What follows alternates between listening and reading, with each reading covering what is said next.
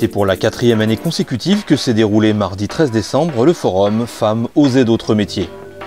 Cette journée avait pour objectif de faire découvrir à des femmes des métiers qui sont traditionnellement plus ouverts aux hommes et de présenter des dispositifs favorisant la reprise d'une activité professionnelle. La découverte des métiers était plus particulièrement centrée sur les secteurs des métiers de l'industrie, du nautisme, de l'hygiène, du bâtiment, transport logistique et de la restauration.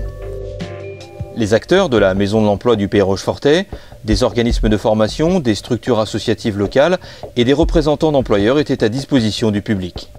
Une visite organisée des ateliers de l'AFPA a permis à près de 130 femmes de profiter des témoignages des stagiaires de la formation ou apprentis tout au long du parcours. Des stagiaires qui, malgré les idées reçues, n'hésitent pas à se lancer dans des métiers dits masculins.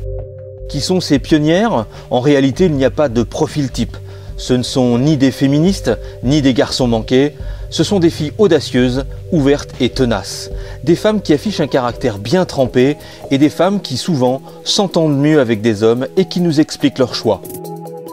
Je pense qu'une femme, oui, est capable de faire la même chose qu'un homme, surtout en menuiserie. Je trouve que c'est... après, suivant les métiers, peut-être que c'est plus ou moins difficile, mais en menuiserie particulièrement, sur moi, la formation que j'ai choisie, une femme est aussi capable de travailler sur les machines qu'un homme.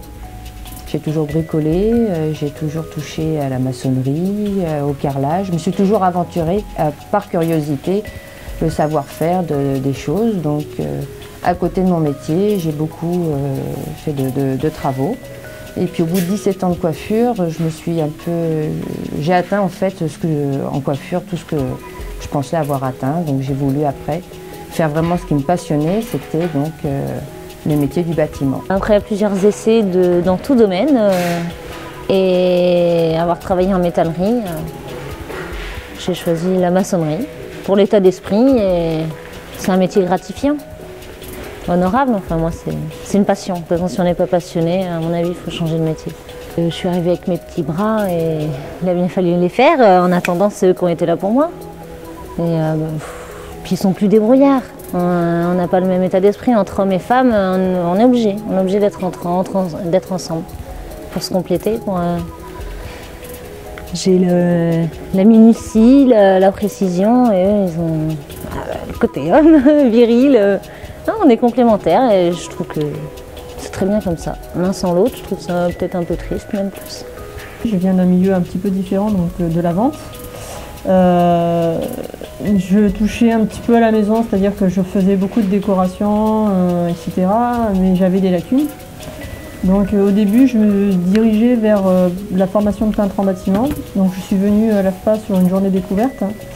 Je me suis rendu compte que peintre en bâtiment, en fin de compte, c'était vachement limité. On reste dans la peinture et dans les façades. Et moi, j'aime pas m'ennuyer, donc j'aime pas faire toujours la même chose. Et la formation d'AEB, d'agent d'entretien du bâtiment, a ça d'intéressant, c'est qu'elle permet de voir différentes choses, de se familiariser avec des outils différents, etc. Donc ça fait un déclic en fait, et je me suis dit, c'est vachement intéressant de pouvoir tout gérer, quoi.